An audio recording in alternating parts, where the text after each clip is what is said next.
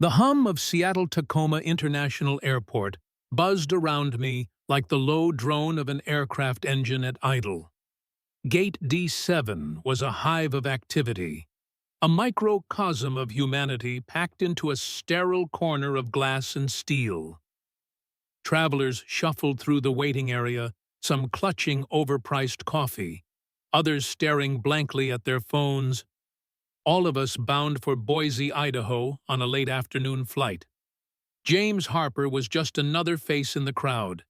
A pilot for Cascade Air, dressed in civilian clothes, a navy flannel shirt, worn-in jeans and a pair of scuffed hiking boots. No uniform, no wings pinned to my chest, no reason for anyone to know I was crew. I was deadheading today, riding as a passenger to position myself for a flight I'd command tomorrow. My ticket read Seat 1A First Class, a small perk of the job that I never took for granted. At 6'3", the extra legroom was a godsend, and after a decade of flying, I'd learned to savor these quiet moments before the real work began. I leaned back in the hard plastic chair near the gate, scrolling through flight weather reports on my phone, the familiar rhythm of my job grounding me amidst the chaos. Then I heard her. A voice cut through the ambient noise like a knife through butter, sharp, and grating, the kind that makes you wince before you even see the source. "This is unacceptable," it declared, each syllable dripping with entitlement. "I am a Diamond Elite member, and I specifically requested Seat 1A. There's been a mistake, and you need to fix it now." I glanced up, my eyes landing on Cynthia Marshall, the self-proclaimed queen of the Willow Creek Homeowners Association back in Boise. Even here, 400 miles from home, she was unmistakable. Blonde hair teased into a helmet of perfection, a tailored blazer that screamed, "I'm important," and a glare that could curdle milk. Back in our neighborhood, she ruled with an iron fist, issuing fines for unapproved mailbox colors and sending strongly worded emails about community standards. I'd once watched her reduce a neighbor to tears over a slightly overgrown hedge. Now she was turning her wrath on Carla, the gate agent, a woman whose name tag gleamed under the fluorescent lights, and whose expression suggested she'd faced 100 Cynthias before breakfast. Carla's fingers danced across her keyboard with the precision of a concert pianist, her face a mask of professional calm. "Ma'am, I understand your concern," she said, her voice smooth as polished granite. "Your ticket is for Seat 2B, which is also in first class, with ample legroom. Seat 1A is assigned to another passenger who has already checked in." Cynthia leaned over the counter, her manicured nails tapping impatiently, invading Carla's personal space. "I don't think you understand," she hissed. "I have a medical condition. I need that seat for my knee. It's a documented issue, and I will not be treated like some economy-class nobody." I glanced at her legs, barely visible under her pressed slacks. She was maybe 5'5" in her sensible pumps, and I'd seen her power walking through Willow Creek without so much as a limp. Medical condition, my foot. I shifted in my seat, keeping my eyes on my phone, but my ears were tuned to the drama. I'd learned long ago that flying rewards two things: staying calm and noticing details. And something about Cynthia's performance was setting off alarms in my gut. Carla didn't flinch. "I'm sorry, ma'am, but the flight is full, and I can't reassign a seat without the passenger's consent. Seat 2B is an excellent seat, and I'm happy to assist with any accommodations you need once on board." Her tone was polite but final, a verbal brick wall. Cynthia's face reddened, her lips pursing into a thin line. "This is outrageous," she snapped. "I spend thousands with this airline every year. Do you know who I am? I want your supervisor now." I suppressed a sigh and pocketed my phone. The show was escalating, and I had a front row seat. My phone buzzed, a text from my wife Emily. You won't believe this, it read. Cynthia's trying to ram through an emergency HOA vote tonight. Something about approving a toxic waste facility near the Greenbelt. Half the neighborhood's out of town, she's counting on it. I typed back, funny you mention her. She's currently trying to steal my seat at the gate. Emily's reply was swift. A grimacing emoji followed by, be careful. She's ruthless. Back at the counter, Cynthia was in full battle mode, gesturing wildly, as a supervisor, a tired-looking man named Greg, appeared. His tie was slightly askew, but his demeanor was as unyielding as Carla's. Ma'am, I've reviewed the manifest, he said, glancing at his tablet. Seat 1A is taken, and we cannot move another passenger without cause. I can offer you a complimentary upgrade on your next flight, or a seat change if someone agrees to swap. Cynthia's eyes narrowed, her voice rising to a pitch that made nearby passengers wince. This is discrimination. I have a disability. I'll have your job for this. Greg didn't blink. Ma'am, you're welcome to file a complaint, but your assigned seat is 2B. You can board with your group, or we can rebook you on tomorrow's flight. Checkmate. Cynthia's face went blotchy, her perfectly styled hair seeming to vibrate with rage. She snatched her boarding pass from the counter, her eyes scanning the waiting area like a predator searching for prey. They landed on me. I kept my expression neutral, just another guy in a flannel shirt, but her gaze lingered venomous and calculating. She didn't know I was the one in 1A, my lack of uniform kept me anonymous, but I could see the gears turning in her head. This was the same look she'd given our neighbor Tom when his kid's skateboard left a scuff on her driveway. It was a look that promised retribution, a vow to find a rule, and wield it like a weapon. I met her eyes for a split second, then looked away, pretending to check my phone. I wasn't here to make a scene. I was just a pilot, trying to get to Boise, trying to get home to Emily and our quiet street by the Boise River. But that whisper in my gut, the one that had saved me during countless flights when a gauge flickered or a storm loomed, was growing louder. Cynthia wasn't just throwing a tantrum. She was playing a bigger game. As the gate drama wound down, I noticed a man standing near the edge of the waiting area, half hidden by a pillar. He was in his late 40s, dressed in a tailored charcoal suit that was just a touch too flashy, his shoes polished to a mirror shine. A heavy gold signet ring gleamed on his right hand, catching the light as he adjusted his tie. He wasn't boarding yet, just watching his phone pressed to his ear, his voice a low, urgent murmur. His eyes flicked to Cynthia, a brief, almost imperceptible nod passing between them. My pilot's brain catalogued it out of place, intentional, coordinated. I didn't know who he was, but I'd seen his type before, smooth, predatory, the kind of guy who thrived in the shadows of deals gone wrong. My phone buzzed again. Emily. The developer's name is Victor Kane. He's been buying up land around Willow Creek. Word is he's paying Cynthia to push the vote through. Be careful, James. I glanced at the man again. Victor Kane, I presumed. Carla's voice crackled over the intercom, announcing pre-boarding for first class, and passengers needing assistance. I waved off the offer with a subtle shake of my head, no need to advertise my status. I let the other first-class passengers go ahead, keeping my eyes on Cynthia and her mystery man.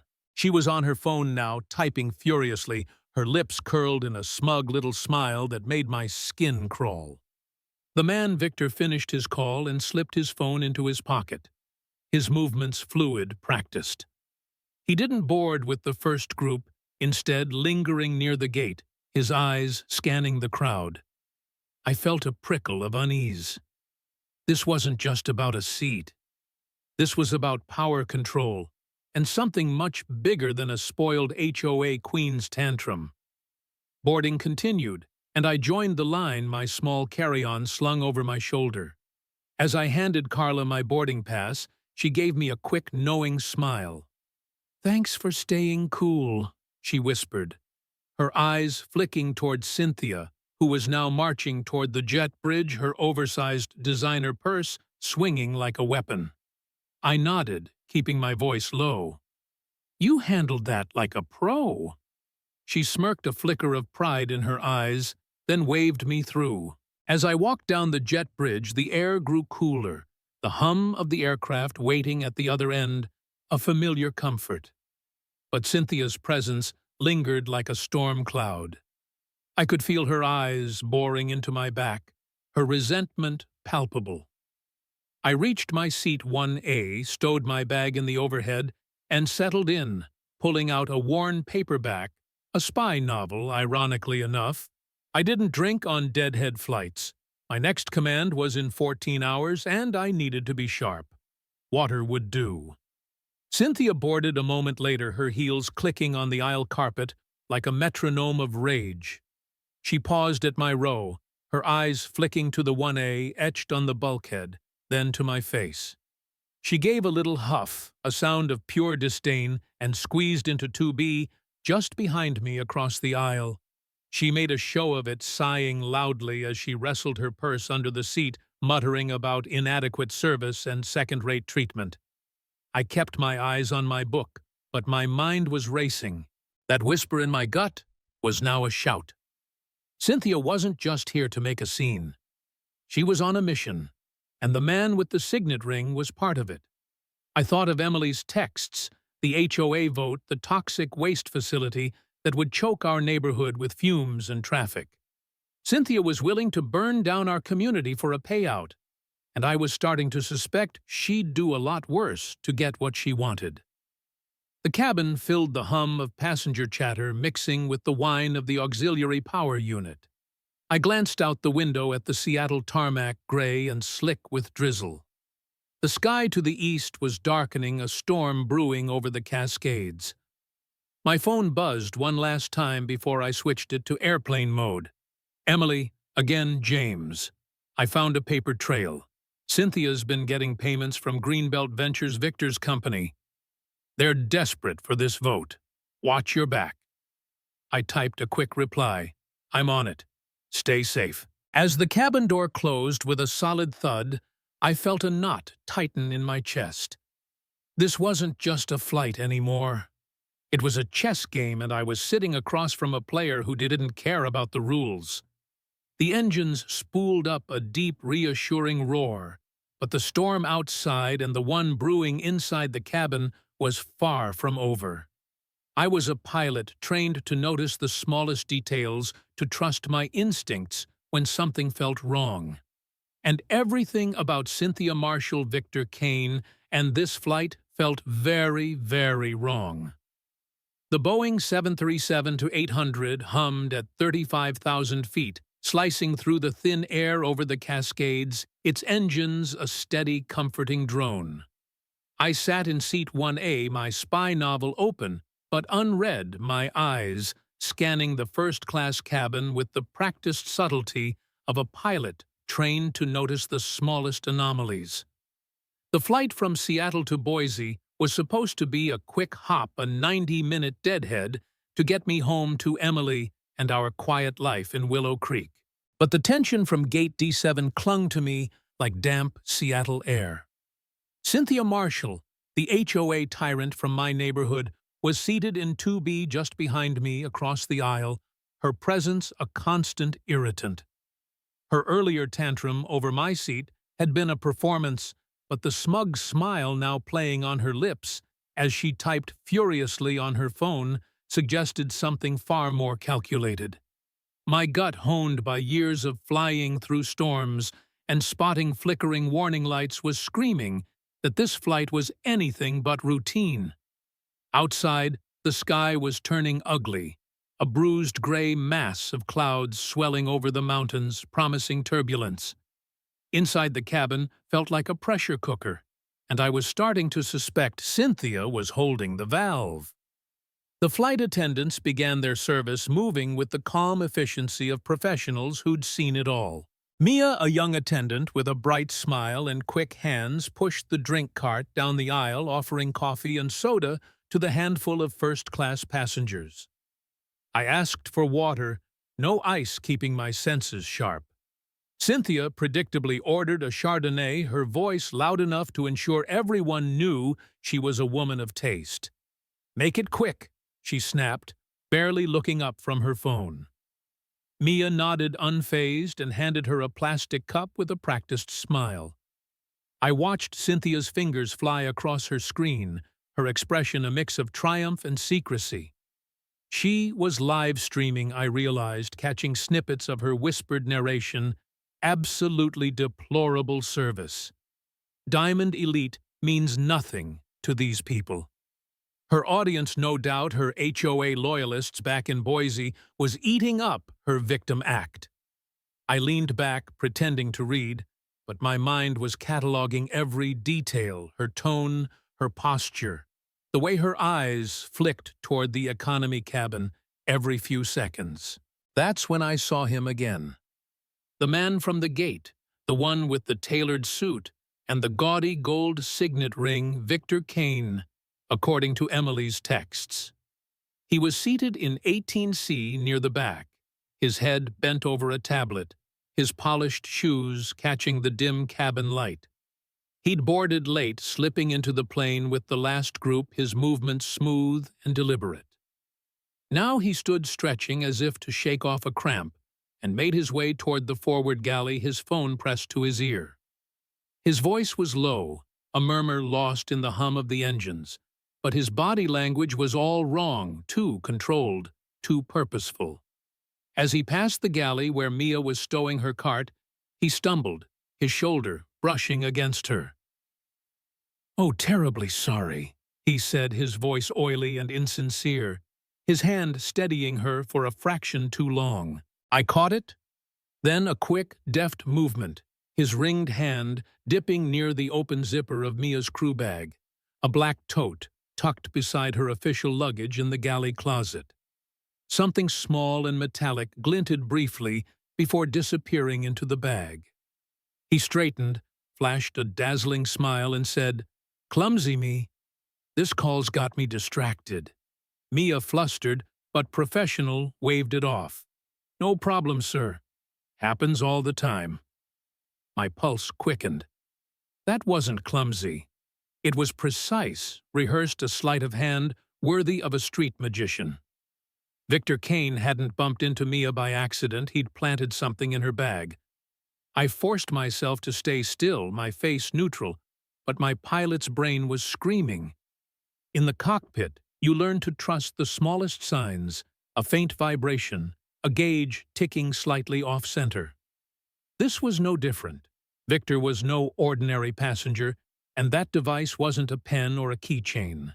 I glanced at Cynthia, who was still on her phone. Her smile wider now, as if she'd just received good news. My phone, still in my hand from before takeoff, vibrated softly. A text from Emily. Found an email from Greenbelt Ventures to Cynthia. They wired her $50,000 last week, labeled consulting fee. She's in deep with Victor Kane. Be careful, James. I typed back, something's happening here. Stay on it. I switched my phone to airplane mode, my mind racing to connect the dots. Cynthia Victor, a planted device, and a critical HOA vote to greenlight a toxic waste facility that would poison our Boise neighborhood. This wasn't just greed, it was dangerous. The plane hit a pocket of turbulence, a sharp jolt that made the cabin lights flicker and drew a few gasps from passengers.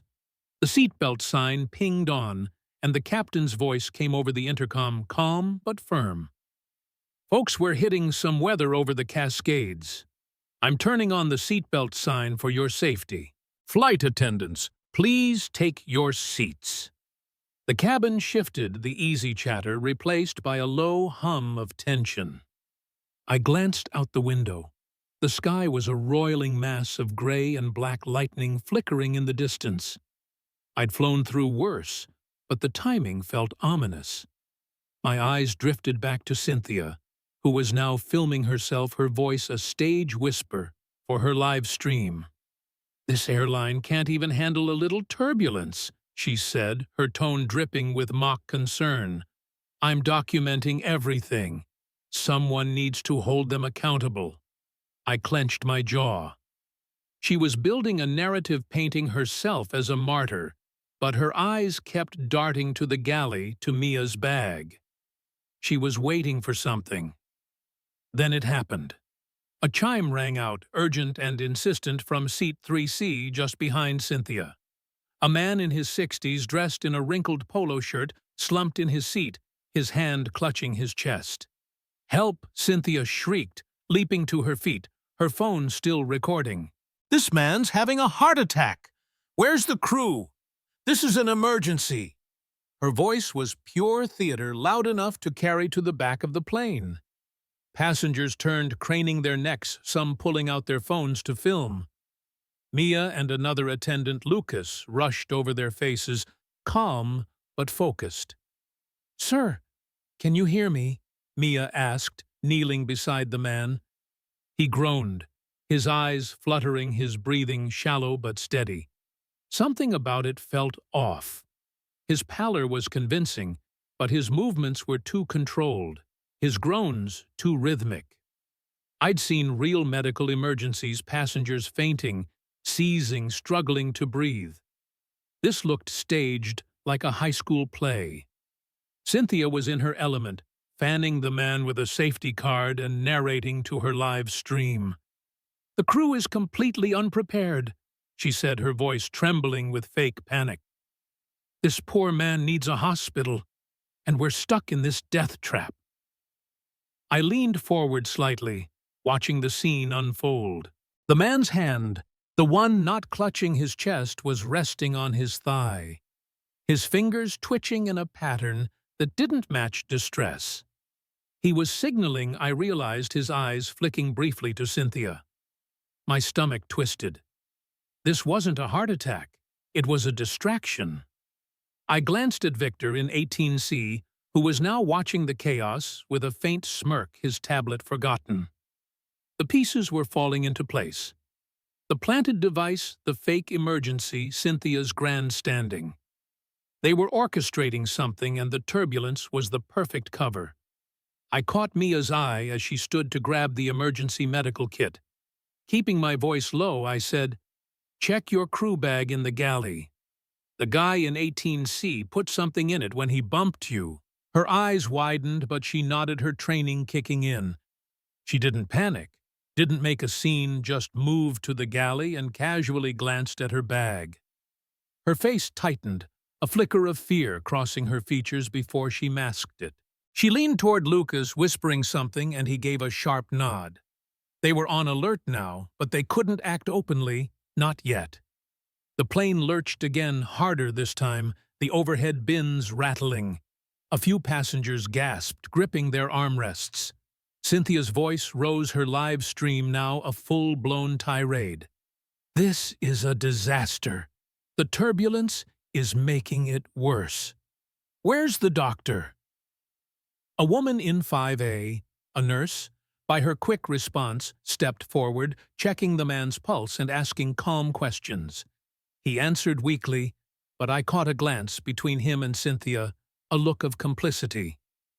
My phone buzzed again, a notification slipping through before the signal cut out. Emily had sent a screenshot of a Greenbelt Ventures memo forwarded by a whistleblower neighbor.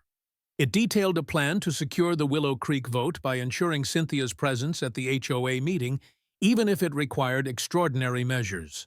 The memo mentioned a consultant named Victor Kane and a contingency for travel disruptions. My blood ran cold. They weren't just bribing Cynthia. They were willing to manipulate an entire flight to get her to Boise in time for the vote. The device in Mia's bag wasn't a bomb, I hoped, but it was something meant to cause chaos, to force a diversion. I leaned toward Lucas, who was passing by, and whispered, The bag in the galley, move it to the LRBL. Don't wait. He didn't ask who I was or why I knew the term least risk bomb location. He just nodded, his face grim. Pilots and crew share a language in emergencies, and he trusted mine. The captain's voice came over the intercom again, his tone steady but edged with urgency. Folks, due to the weather and a medical situation on board, we're diverting to Boise. We'll be on the ground in about 25 minutes. Please remain seated. A murmur rippled through the cabin, a mix of relief and unease. I glanced at Cynthia, who was still filming her face, a mask of feigned concern, but her eyes gleaming with triumph. The diversion was exactly what she wanted, Boise right on time for her HOA meeting. I looked out the window at the churning storm clouds, lightning flashing like a warning. The plane was a fragile bubble of order in a world of chaos. And I was trapped inside with a woman who'd risk 150 lives for a real estate deal. My phone vibrated one last time before losing signal completely. Emily. The HOA meeting's starting. Cynthia's allies are stalling for her. Hurry, James. I gripped the armrest, my mind racing. The storm outside was bad, but the one inside was worse. Victor's device, Cynthia's scheme, the fake emergency. It was all coming together, and I had to stay sharp to stop it. The 737 bucked through the storm like a ship on a churning sea, the fuselage creaking under the strain of the violent turbulence. Rain hammered the windows, a relentless staccato that drowned out the usual hum of the cabin. I sat in seat 1A, my body braced against the armrests, my eyes scanning the first-class cabin with the hyper-alertness of a pilot trained to spot trouble before it strikes. The descent into Boise was a battle, the plane fighting crosswinds and downdrafts as lightning illuminated the roiling clouds outside. Inside, the tension was thicker than the storm, a powder keg ready to ignite. Cynthia Marshall, the HOA dictator from my Willow Creek neighborhood, sat in 2B, her phone still clutched in her manicured hands, her live stream narrating a tale of airline incompetence and personal victimhood. But I knew better. Her smug glances, the staged medical emergency in 3C, and the device planted in flight attendant Mia's crew bag by Victor Kane, the slick operative in 18C, pointed to a conspiracy far uglier than a seat dispute. My gut, honed by years of flying through chaos, told me we were hurtling toward a crisis, and I was caught in the middle. The cabin lights flickered as the plane dropped sharply, eliciting gasps from passengers. The seatbelt sign glowed like a warning beacon, and the flight attendants, strapped into their jump seats, exchanged quick, professional glances. Mia, the young attendant who'd been targeted by Victor's sleight of hand, looked pale but composed, her eyes flicking toward the forward galley where her crew bag had been stowed. I'd warned her about the device, and she'd alerted Lucas, the lead flight attendant, who now sat in the jump seat across from me, his face a mask of calm determination. The captain's voice crackled over the intercom, steady but taut. Folks were descending through some rough weather into Boise due to the medical emergency and the storm. We'll be on the ground in about 20 minutes. Please keep your seatbelts fastened. The words were routine, but the timing wasn't. Boise was exactly where Cynthia needed to be for her HOA vote. A vote to approve a toxic waste facility that would choke our neighborhood with fumes and ruin our quiet Boise River community. The diversion was no accident. It was their plan. A faint hum, almost imperceptible amid the storm's roar, caught my attention. It came from the overhead bin at row 3 right side, where Mia's bag had been moved after Victor's accidental bump. It wasn't the usual rattle of luggage shifting in turbulence, it was steady electronic wrong. My pulse spiked. In the cockpit, you learn to trust sounds to know when a noise doesn't belong.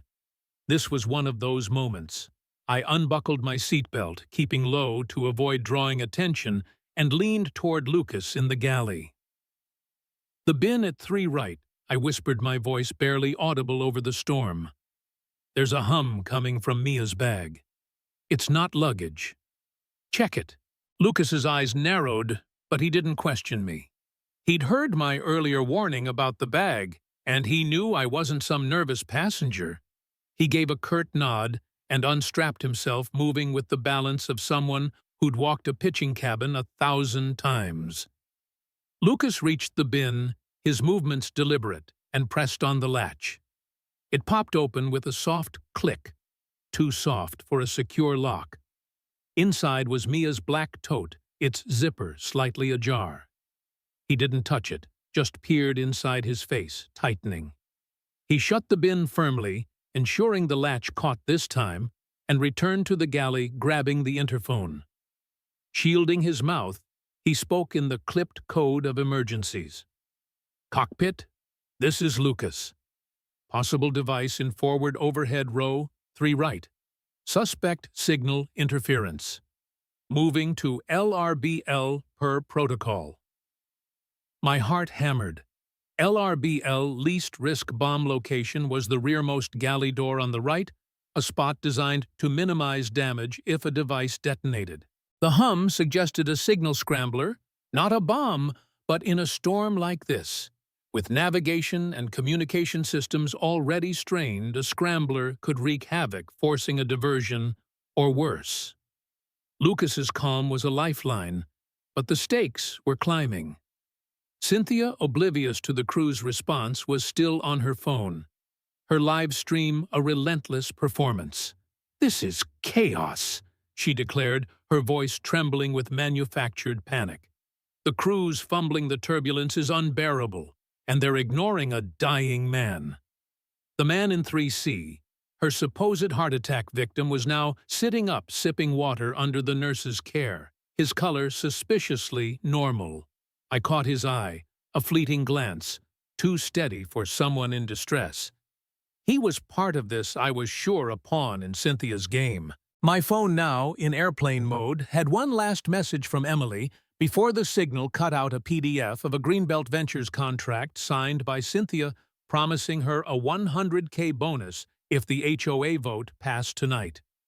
The pieces clicked: Victor's device, the fake medical emergency, the storm. They were all tools to ensure Cynthia got to Boise in time to ram through the vote.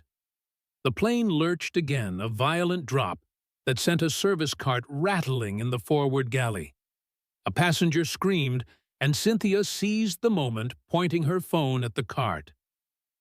"See this? Complete negligence?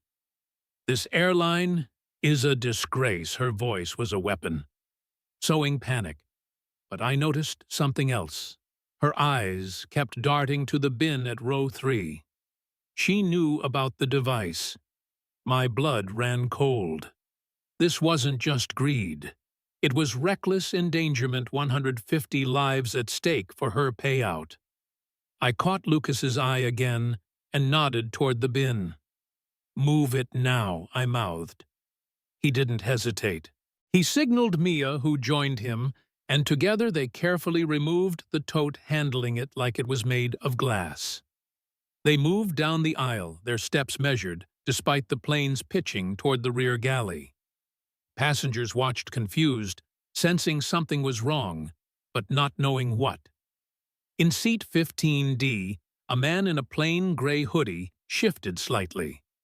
He'd been invisible until now, reading a dog-eared paperback, unfazed by the turbulence or Cynthia's theatrics.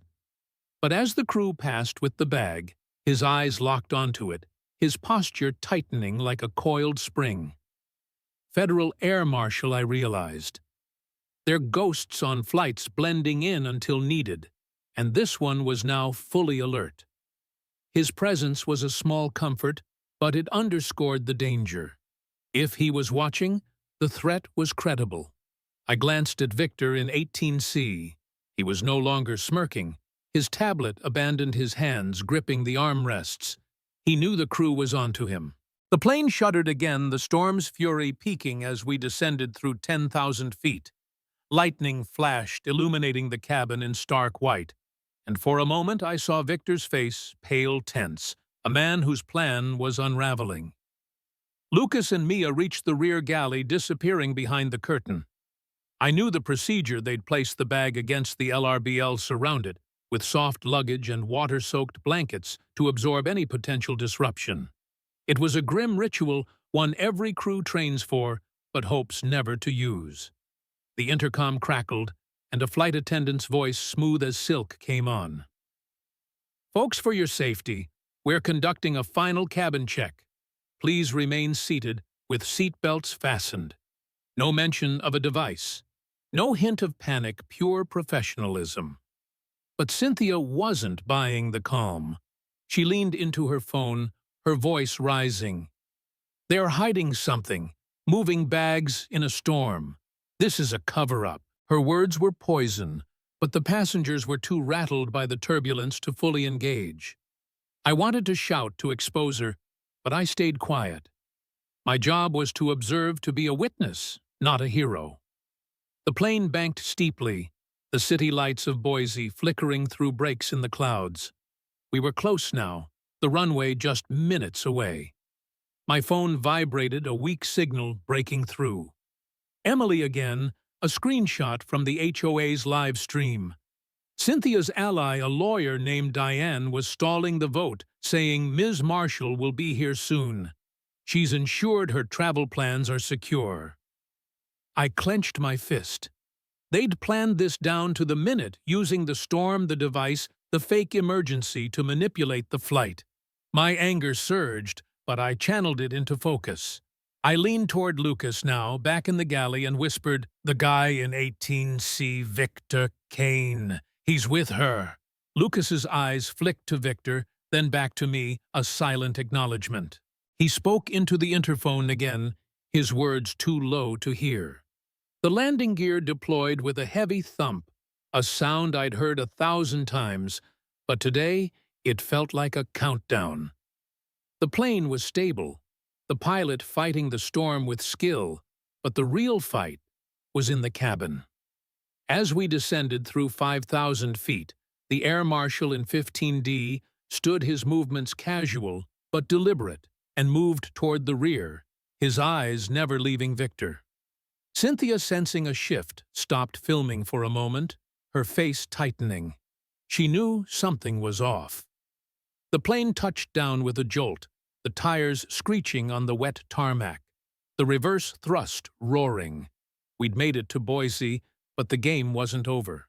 As we taxied to a remote gate far from the main terminal, I saw flashing lights through the window. Police cars, fire trucks, an ambulance. The authorities were waiting. The cabin door stayed closed, the jet bridge not yet connected. Victor Kane shot to his feet, ignoring the captain's order to remain seated. "I've got a connection." He lied, his voice tight, and bolted for the forward door as Mia unlocked it. The air marshal was faster, flowing up the aisle, like water, his voice sharp. "Sir, return to your seat." Victor ignored him, shoving past Mia and onto the jet bridge. I acted on instinct, unbuckling and stepping into the aisle, my carry-on's luggage tag dangling loose. As Victor lunged past, I flicked the tag into his path, catching his ankle. He stumbled, cursing, and the air marshal was on him, pinning him against the jet bridge wall. "Federal agent, stop!" the marshal barked. Victor, desperate, reached into his jacket, pulling a small knife, a sleek, deadly thing. "Stay back!" he snarled, but the marshal was a blur, twisting Victor's arm until the knife clattered to the floor. 2 airport police officers charged up the jet bridge, cuffs ready. Victor struggled, his face contorted with rage. "She set me up!" he screamed, his eyes locking on Cynthia, who was now standing in the aisle, her phone frozen in her hand, her face pale. "This was your plan, Cynthia." The passengers gasped, phones out, recording the chaos. Cynthia's live stream was still running, capturing her own undoing. I stepped back, my heart pounding but my mind clear. The air marshal glanced at me, A quick nod of thanks, and I returned it. The police cuffed Victor, dragging him away, his shouts echoing down the jet bridge. Cynthia sank into her seat, her triumphant smirk gone, replaced by a mask of panic. The storm outside raged on, but the real tempest was breaking inside the cabin. We were on the ground, but the danger wasn't over. Cynthia's scheme was unraveling, and I had a feeling the authorities waiting outside were about to make her day a lot worse. The Boeing 737 sat silent on the rain-slicked tarmac of Boise Airport, parked at a remote gate far from the main terminal. The storm outside had softened to a steady drizzle, but inside the cabin, the atmosphere crackled with a different kind of tension. Emergency lights from police cars, fire trucks, and an ambulance painted the scene in strobing reds and blues, their silent flashes visible through the windows. I sat in seat 1A, my body still humming with adrenaline from the jet bridge takedown of Victor Kane, the slick operative who'd planted a signal scrambler in flight attendant Mia's crew bag. Cynthia Marshall, the HOA tyrant from my Willow Creek neighborhood, was slumped in 2B, her phone now dark, her live stream abruptly ended. Her face, once smug with triumph, was a mask of shock, her eyes darting like a cornered animal's. The passengers around us buzzed with whispers, their phones capturing every moment of the unfolding drama. The cabin door remained sealed, the jet bridge connected, but guarded by authorities. This wasn't just a diverted flight anymore, it was a crime scene. And I, James Harper, a deadheading pilot, had a front-row seat to its unraveling.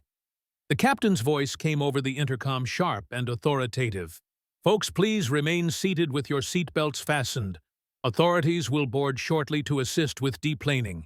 We appreciate your cooperation." The tone left no room for debate, but Cynthia's hands twitched, clutching her designer purse, as if it could shield her from what was coming. I kept my expression neutral, my spy novel forgotten on the tray table, but my mind was racing. Victor's arrest had blown open her scheme, a plot to force the flight's diversion to Boise so she could attend an emergency HOA vote and push through a toxic waste facility that would ruin our neighborhood. My wife Emily had been feeding me evidence all night, a $50K bribe from Greenbelt Ventures, a contract promising a $100K bonus, a memo outlining extraordinary measures to ensure Cynthia's presence, the signal scrambler, the fake medical emergency in 3C, the storm. They were all pieces of a puzzle designed to manipulate an entire aircraft for her greed. My gut, honed by years of flying, had been right. This was no ordinary flight. The cabin door opened with a dull thud, and a team of TSA agents and FBI personnel boarded, their faces grim but professional. Leading them was Agent Torres, a woman in a crisp navy suit, her eyes sharp and unyielding. She conferred briefly with Lucas, the lead flight attendant, who pointed to the rear galley where Mia's bag had been moved to the least-risk bomb location. Then Lucas nodded toward me, and Torres approached her badge glinting under the cabin lights. "Mr. Harper," she asked, her voice low but firm. I stood, keeping my movements calm. "Yes, ma'am." She studied me for a moment, her gaze assessing. "I understand you witnessed the incident with the bag and assisted on the jet bridge. Can you walk me through it?" I nodded, recounting everything: Victor's deliberate bump into Mia, the metallic glint of the device, the hum from the overhead bin, my warning to Lucas, and the takedown when Victor tried to flee. I kept it factual, precise, like a post-flight report. "And your occupation?" she asked. I hesitated, then said, "I'm a pilot with Cascade Air." A flicker of understanding crossed her face, explaining my calm, my attention to detail, my instinct to act.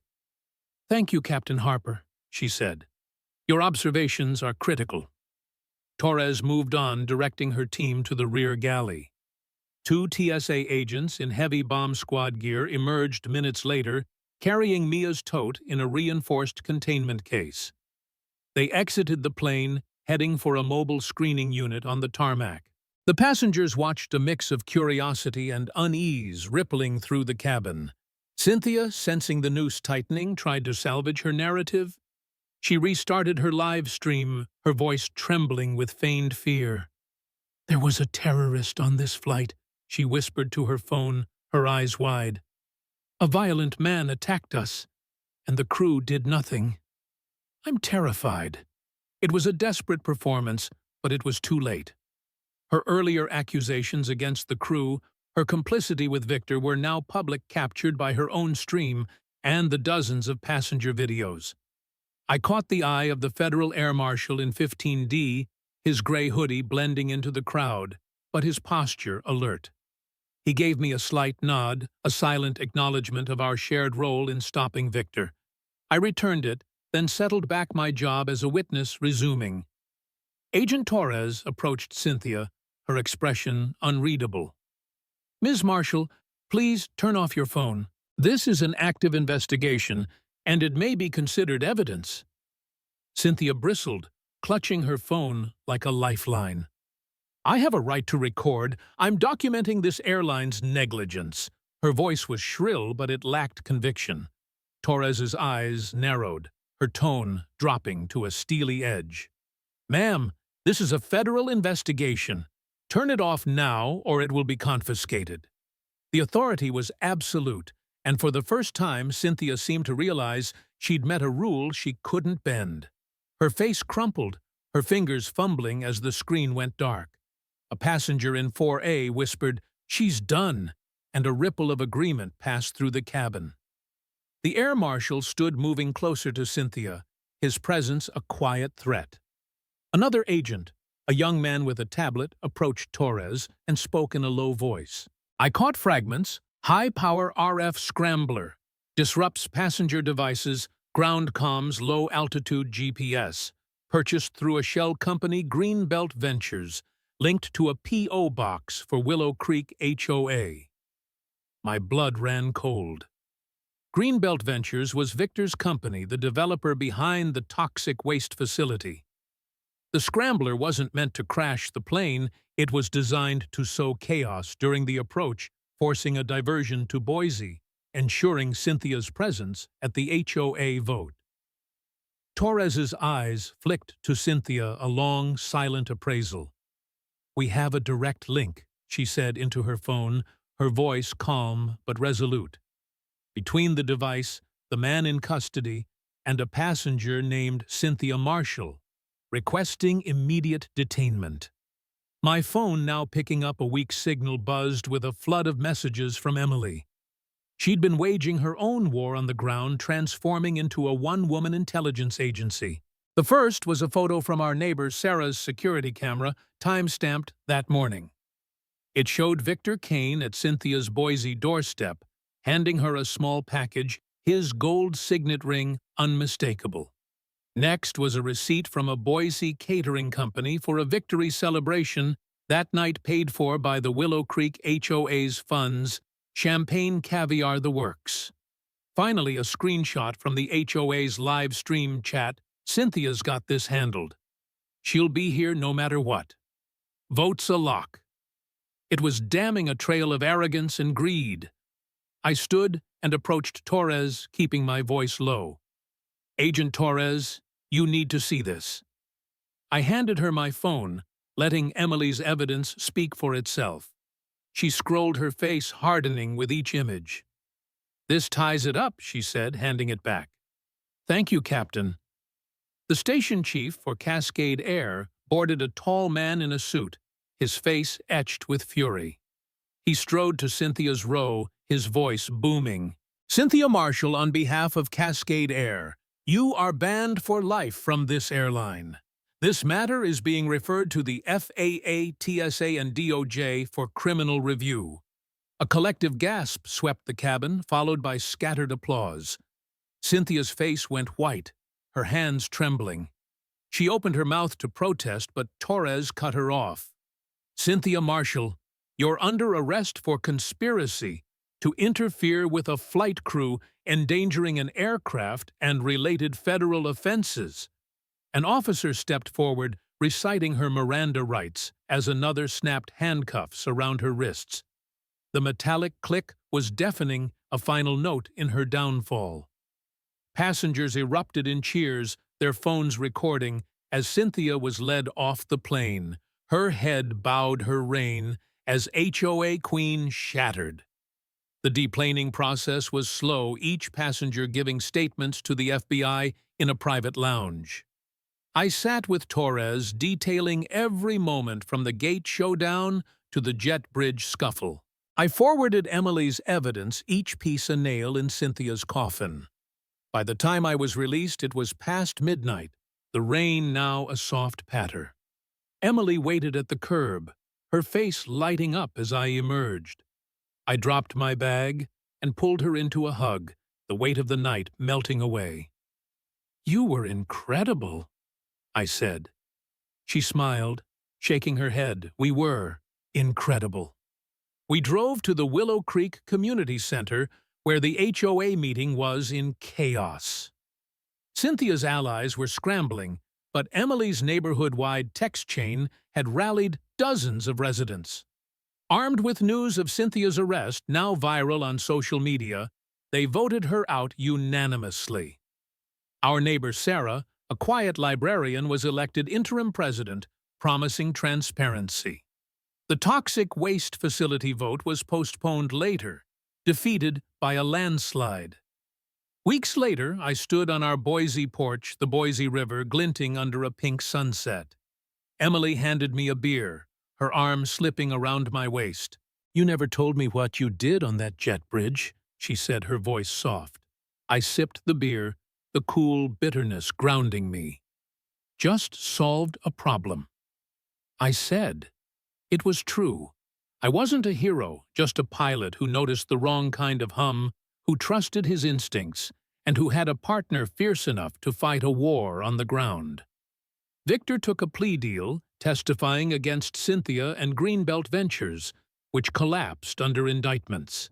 Cynthia, convicted on multiple charges, got 12 years, her HOA empire dust. Willow Creek bloomed again. Basketball hoops reappeared, gardens flourished, and Sarah even approved a quirky gnome in Tom's yard. The neighborhood was ours again, defended not with fists, but with vigilance, teamwork, and a stubborn refusal to let greed win. As the stars emerged, I pulled Emily closer, grateful for the home we'd fought for together.